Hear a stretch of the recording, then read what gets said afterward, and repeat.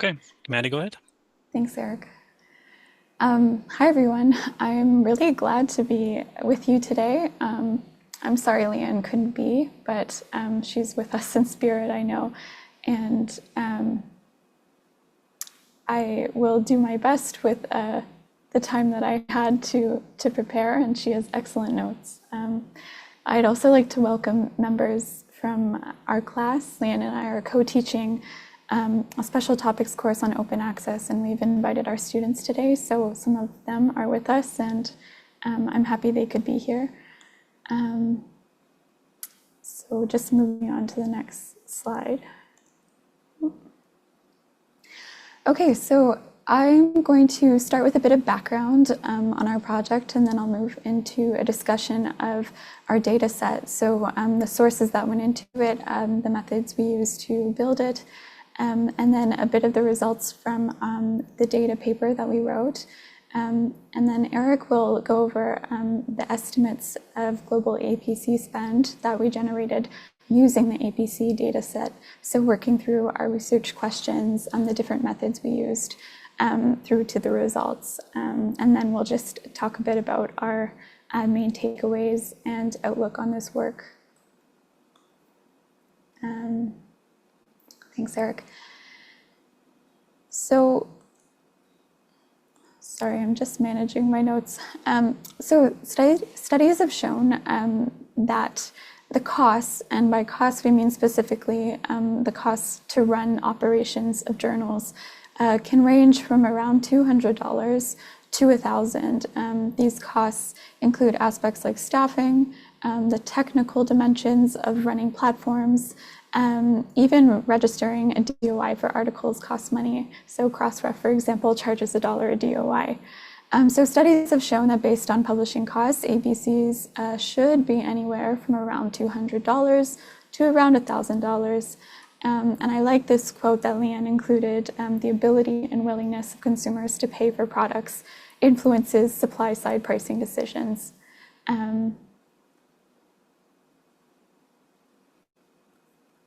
Sorry, I can't seem to control slides, so I'll just, thank you.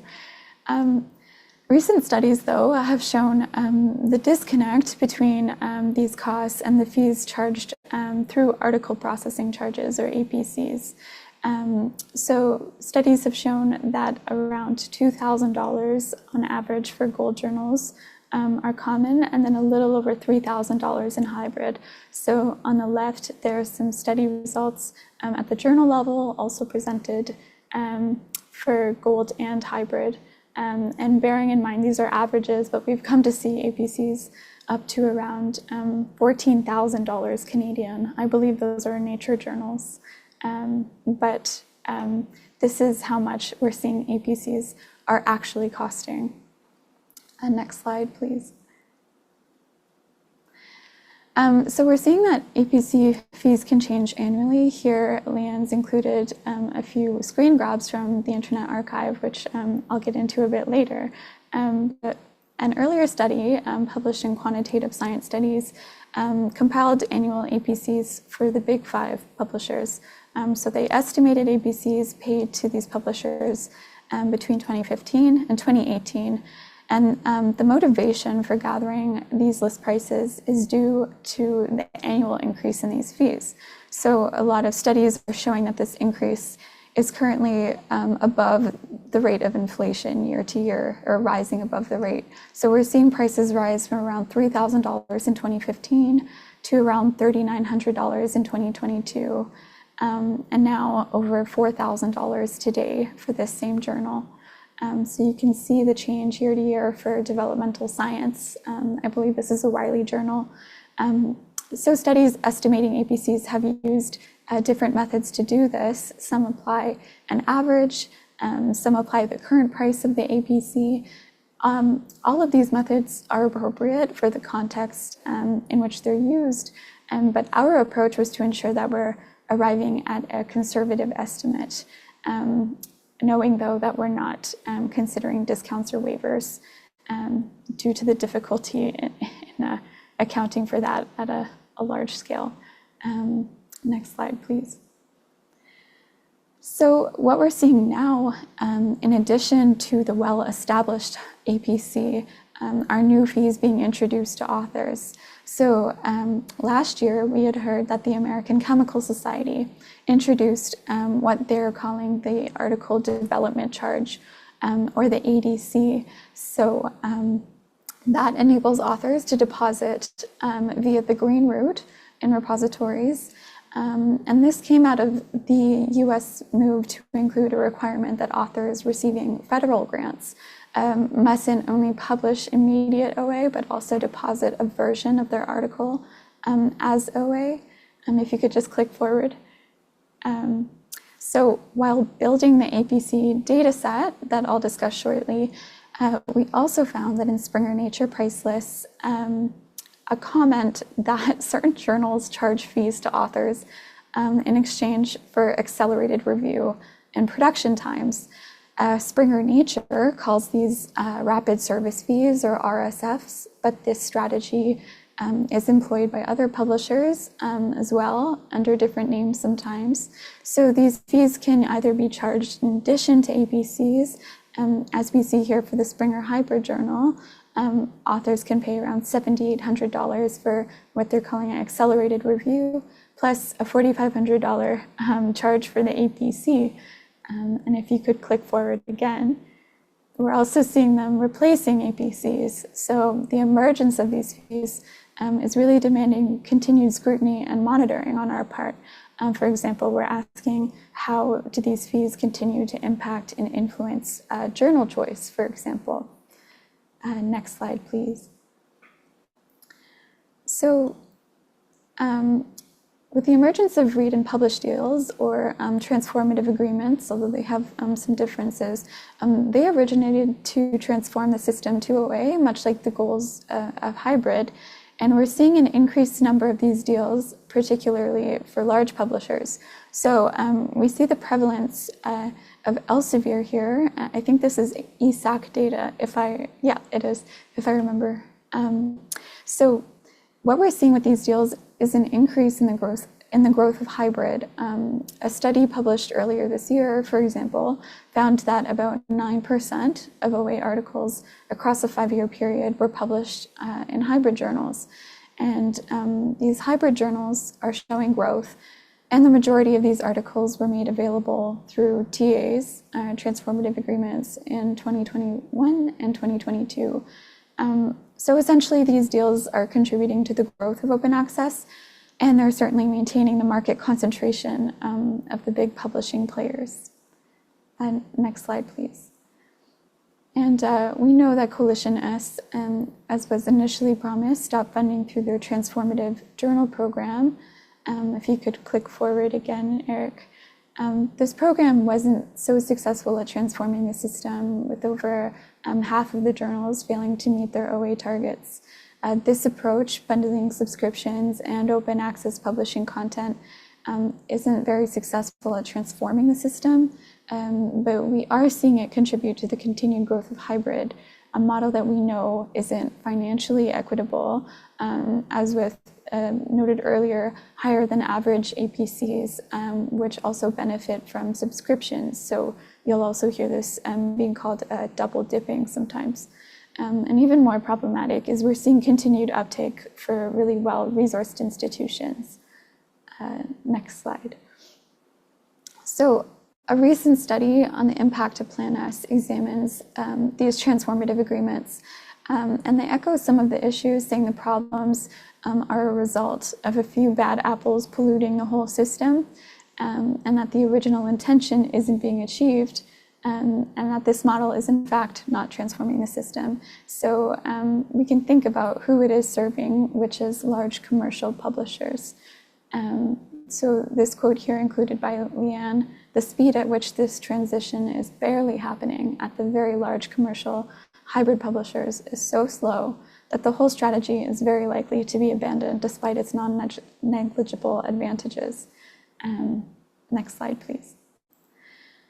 So I discussed earlier that studies have been applying various methods to estimate APCs. They're aiming to arrive at the best estimate they can. So some of these methods work well given their own institutional context, but the lack of transparency around these fees, such as which author on the article paid, whether they received a discount or waiver, leads to estimates, and we're unclear just how close we are at arriving at an accurate total.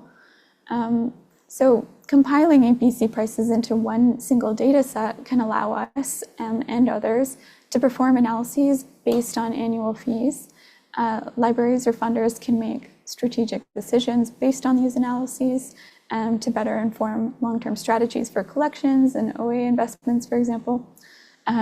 We know enough by now that the APC model that librarians and institutions continue to struggle with, and they're going to sort of continue to do so to support authors with APC discounts in its current state. So APC fees are rising well above the rate of inflation. The burden on authors and institutions creates inequities across the ecosystem, and it's also enabling those from really well-resourced institutions or disciplines and those with access to those resources to continue paying the fees, entrenching those models. Without that resource allocation, some institutions are left out, and disciplines as well. And also problematic, we're seeing resources that are aimed to drive research forward are leaving the system itself. So funding grants or institutional money are being directed to APCs to support the business model of commercial entities. Next slide, please.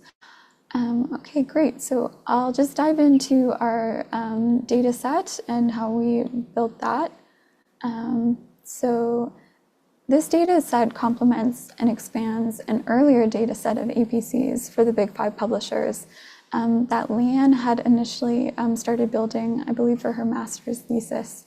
So the one we worked on last year, it uses a similar approach, but we include annual APCs for 6 large publishers from 2019 to 2023. Those are Elsevier, Frontiers, MDPI, Plus, Springer Nature, and Wiley. So this data set includes APC prices for 8,000 or over 8,000 unique journals and has over 36,000 data points. Nina Schoenfelder at Bielefeld University in Germany has been downloading list prices from various sources and in different formats for years. I think one price list goes back to even 2013. So Nina was a part of this project and helped us compile the data set. And we also had Eric, who was helping us with capturing prices from MDPI and other sources. So the team at the Skullcom lab worked to compile these prices into one single data set. The price list that we used to do this contained information like ISSNs, journal title, OA status, list price, and currency, which was converted into various different currencies. We cleaned the data, we used automated and manual methods, and then we enriched that metadata so that it could be used for analysis and was machine readable. This data cleaning was incredibly time consuming. Publishers aren't so great at standardizing their information. Often they'll provide variant spellings of journal titles, for example. There was also cases where we identified publisher change for journals in a particular year, which we noted in the data set. Sometimes there were incorrect ISSNs where we identified through manual validation. So I think we found around 13 Nature journals that had incorrect ISSNs, but it was also very sporadic across publishers. So the process of manual validation was really beneficial, we found. We could see how journals changed from publisher to publisher, or even open access status, some surprisingly not going from hybrid to gold, but gold to hybrid as well. And then on the right here is just a sort of breakdown by publisher of the number of different journal year combinations that are included in the data set, and then the APC and USD with the min, max, and average. Next slide, please. So in addition to detailing the methods that we use to compile the APC dataset, which are listed in the paper, we also did a little bit of an analysis. So here we show the nominal price at the year of publication. We find that on average, hybrid prices are higher than gold. So hybrid around 3,100, gold 19. Average gold APCs were lowest for MDPI, around 1,300, and highest for Plus at around 2,700. And then average hybrid fees were similar across publishers that offered them, hovering around $3,000. We see that most publishers increase their APCs from year to year, as you can see. And we do see a drop in 2022 for Wiley, which could be a result of their acquisition of Hindawi journals. Next slide. So we compared list prices from the first year in our data set, 2019, and those charged in the last 2023, calculating the percent increase. And here we show those journals with a decrease. So those with no change and those with an increase either within or above a 16% inflation rate. And we see that most publishers increase their APC, with about 40% of them increasing above inflation. MDPI increased all but one, followed by Elsevier and Frontiers. Elsevier was the publisher with the most frequently lowered fees, or they kept them constant, we found. Next slide. And then here is just a screen grab from the data set itself. I think the slides will be circulated around, so Leigh-Ann and Eric have included a bunch of links to our work, which you can use to navigate to the data set itself and the data paper. But for now, I'll hand it to Eric to talk about our global APC expenditure analysis. Okay. Thanks, Maddie. Great job. I know that's not easy. So we made use of this new APC data set to estimate the global amount of APCs paid for open access publishing to the 6 publishers over the 5 years that we had data for. There are many other questions that could be asked with this new data set. And indeed, we hope that researchers and interested parties will make use of it. But we chose to focus our research questions to address the following. So how much was paid in APCs to these 6 publishers for the 5 years that we have data for? So what Maddie showed was the journal price, so what was offered, but we were interested in to see what did authors actually take, right? So how much was actually paid?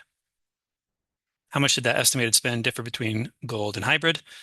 How did it differ between publishers? Could we detect maybe some different publisher strategies on emphasizing gold versus hybrid or vice versa? And how does that estimated APC spend develop over time, the 5 years that we have data for here? And then also, how did the gold and hybrid APCs paid at the article level? So again, what the authors actually chose compared to the APCs that are listed at the journal level that publishers offer.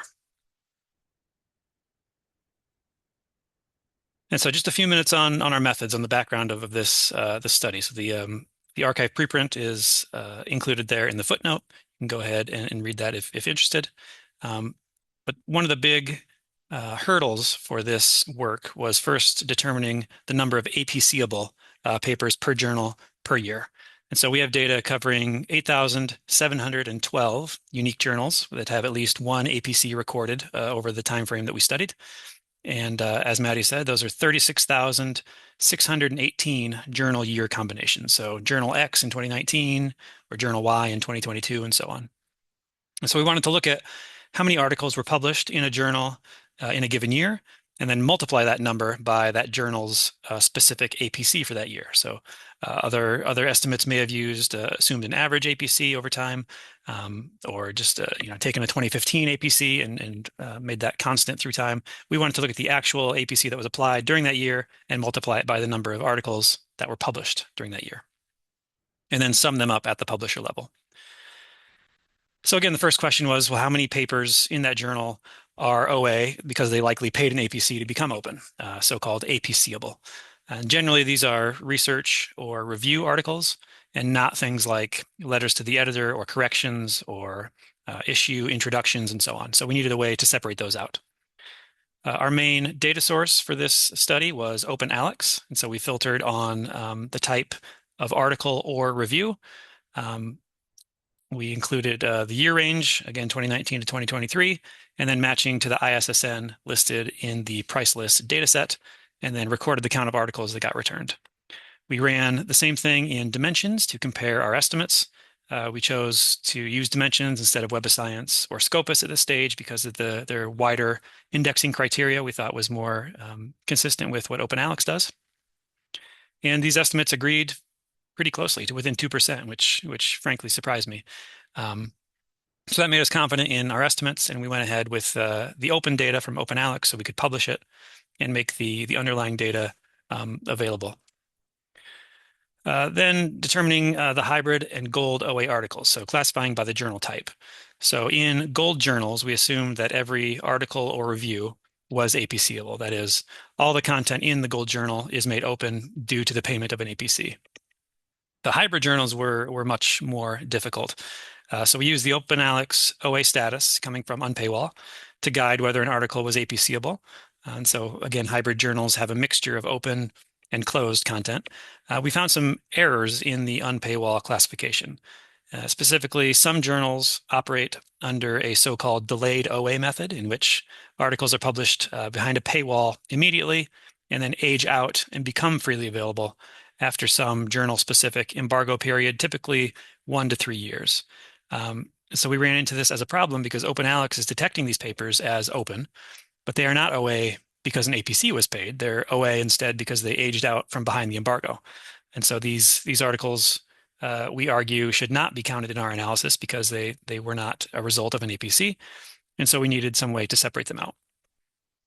And so to detect these, we used the license information in the OpenAlex API to see if an article had a CC variant, a Creative Commons variant, so CC BY, and so on. And these would signal that the paper was made open at time 0 immediately and should be counted. This, in turn, meant that we had to test every single article in about 150 known delayed OA journals and then calculate the percentage that were subject to an APC. In one example that we show in the preprint, the Elsevier journal Neuron, the article counts there were reduced by about 70%. And so if we just took the hybrid OA count, we would have overcounted by quite a lot. We fed this data back to OpenAlex, and they made some improvements to their code. And now those articles should show as bronze OA instead of hybrid, which I argue is a better fit because the articles were not made open immediately at time 0. And that's the definition of hybrid according to OpenAlex. Instead, again, they are open because they aged out of the embargo. The spend estimate was based on, again, the number of papers per journal times the APC. And then we listed and adjusted for inflation and nominal fee as well. So we used the CPI Advanced Economies 16.5% inflation from 2019 to 2023. This is from the International Monetary Fund, and the link is in the citation is in the preprint. But that means we adjusted everything to 2023 dollars. So a $3,000 APC in 2019 was converted to about a $3,500 APC in 2023 equivalent dollars. So we could compare everything with 2023 US dollars. And then finally, a note on waivers. I have a lot to say about waivers. Maybe I'll cut this part a little short in interest of time. But I just want to be clear that what we are doing here is estimating the global APC spend based on the APC list price and the number of articles published. And only publishers know the exact revenue they generate from gold and hybrid OA. So some journals did list a $0 APC, which may be because they're financed by an academic society, or it could be a promotional strategy for a new journal. And so we did include this by multiplying, the article counts by $0, but we are unable to gain any further visibility into individual waivers. They're simply not included in any publicly available metadata. Only the publisher knows who paid what for each article, and we do not. So results. We estimate that the global total amount of APCs paid to these 6 publishers over these 5 years to be roughly $9 billion, adjusted for inflation to 2023 US dollars, or 8.35 billion in nominal, so 2019 unadjusted dollars. You can see the evolution over time. The inflation adjusted total nearly triples from 2019, where it's about 900 million, to 2.5 billion in 2023 alone. 2.5 billion in 2023 alone. You can also track each publisher in the color-coded segments there in the stacked bar chart. And the OA type is gold is solid and hybrid is striped, and then the different publishers are color-coded separately. So you can kind of see, some of the publishers' different strategies here. Wiley does more business in hybrid, maybe 60/40. So Wiley's the yellow here. So their hybrid is bigger than their gold. Let's see, Springer Nature actually does more gold. And then Elsevier is about almost equally split in hybrid versus gold OA types.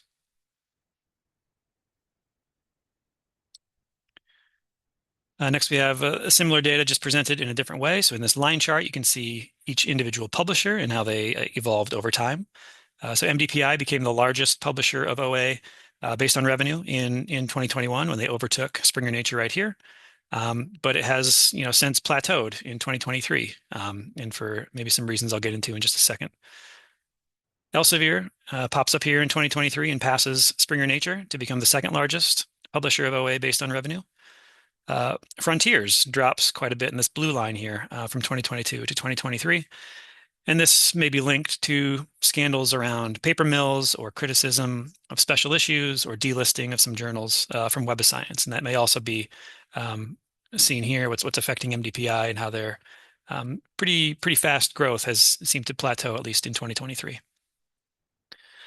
PLOS is kind of the outlier in these 6 publishers that we analyzed. You might have seen that in the bar chart in the previous slide. The purple segment at the very top was much smaller than the others. PLOS showed only minimal growth, 1.5% growth over these 5 years from 2019 to 2023. And the total number of papers remained almost exactly constant. I think it increased by 0.2%. And so PLOS kind of doesn't follow the trends of the other 5 publishers that we studied here.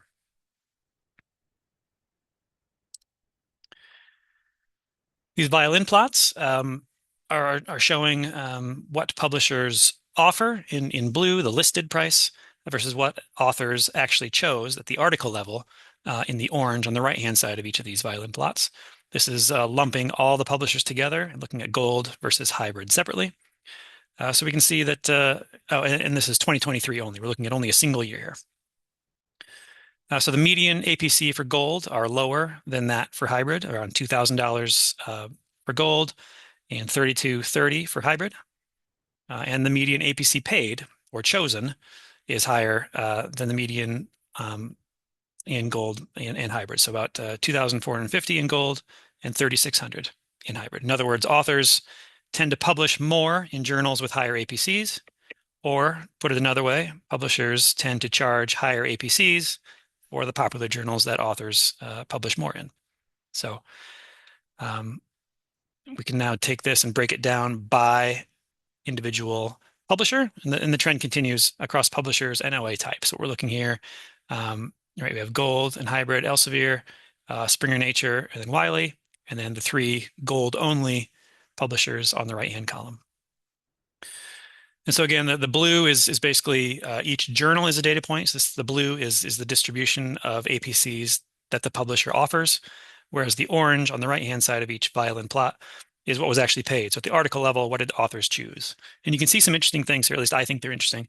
Up here, right, Frontiers, the median APC maybe that they offer is around a little over $2,000. But it turns out that the majority of the publishing activity is happening up here in these high APC journals. So this is Frontiers in Immunology, Frontiers in Oncology, Microbiology, Plant Science, and so on, that have an APC of 3,295. So a pretty dramatic spike up there at Frontiers. So a publisher may say, our APCs are on average $2,000, but the activity of authors means that the revenue that they're receiving is much higher than it would be if the APC was around 2,000.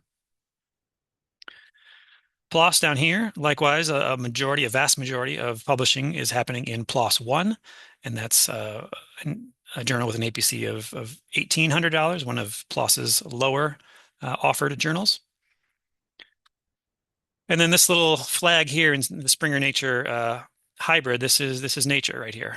So the APC is 11, I think it's 11,460 or something, 11,690. I wrote it down, and you see some activity up there where authors are choosing to pay the APC in a Nature journal. So 37 of those natures up there.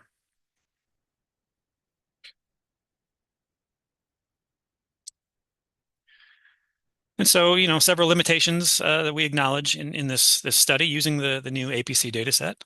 So this, as Maddie mentioned, collects information provided by publishers. If there are errors in the data set, if there are errors in the information provided by the publishers, those errors will propagate through to our estimate. Again, it's only an estimate due to lack of transparency around individual APCs. We don't know how many were waived or which exact journal these were in. So it really matters which journal maybe an APC was discounted in or waived in. We did find some kind of vague, not guidance, but vague numbers. Maybe MDPI says they give discounts that range from 15% to 100%, but they don't really tell you much more than that. So it matters a great deal which journal it's in. If you waive the APC for a $500 journal, that matters more than waiving an APC for a $5,000 journal. And we can't just make guesses. We need the data, which the publishers have, but they choose to not release.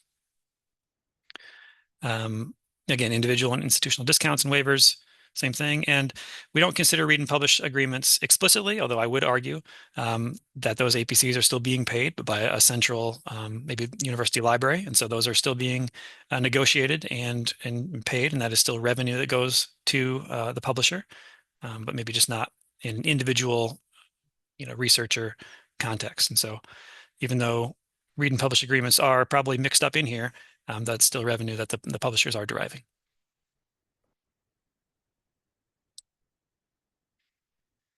And then finally, we have just kind of a summary of the actual data set. Again, we welcome folks to use this data in some of your own institutional studies, your local studies. Maybe you want to estimate how much APCs, how much revenue is coming off of your specific campus. The data paper that kind of describes how we put this thing together. A dashboard. We had a ScholarComm Lab member put this APC data set into an R shiny interactive website. And so if you want to track your favorite journal and see how the APC changed over time, it's a pretty slick APC Explorer, we're calling it. And then again, a link to the preprint for the global analysis study. And there are plans to add some more data to this, but nothing imminent. So maybe I'll hand it back over to Maddie for the conclusions. Thanks, Eric. So yeah, just to recap the global estimates of APC expenditure using our APC dataset, they're showing that there is a massive amount of money spent on APCs. That expenditure is growing truly at an unsustainable rate, and there is a disconnect between the APC pricing and the cost to publish. There's quite a bit that I've seen recently on the true costs of publishing, and so that's something that I'm paying special attention to as well. The APC data set, it can sort of, it has many affordances, so it can facilitate different types of analyses, like estimating spend, supporting collections development, understanding cost and value of read and publish agreements. And so we're really interested to see how people sort of use it towards their own ends, and we're interested in seeing future work. And we're going to continue to build the APC data set. We're hoping to supplement missing data. So Leigh-Ann and I currently are working on manually supplementing missing APCs. There's around 1,100 missing currently. We're hoping to verify OE status and also include more publishers and expand the time frame. This will be done in conjunction with a grant that Stephanie Hochstein, who led this work, just received from the Volkswagen Foundation. It's called the Repercussions of Open Access on Research Assessment, or RORA, we're calling it. So one of the work packages does include an APC analysis, and we're hoping to include more information from mega journals, for example. So our work will be ongoing over the next few years. And then in terms of continuing to analyze the data set, we're hoping to include more about author affiliation and countries to better understand who is exactly paying, and then do more in-depth analyses by journal. And I'll also share that I think it was Nina who noticed collecting price lists for, I think it was 2024, that I believe it was a Springer journal where they have changed their price list that they make publicly available from a spreadsheet format to PDF, which is much more difficult for us to work with. So I'm not sure if it's a direct response, but we are seeing sort of developments maybe in response to this work. But yeah, just thought I'd share. So I think I'll end it there. Our Aurora meeting does meet in Kiel in Germany next week to sort of kick off the project. So I'll be really happy to bring discussion from this session to our team to talk about next steps. So thanks.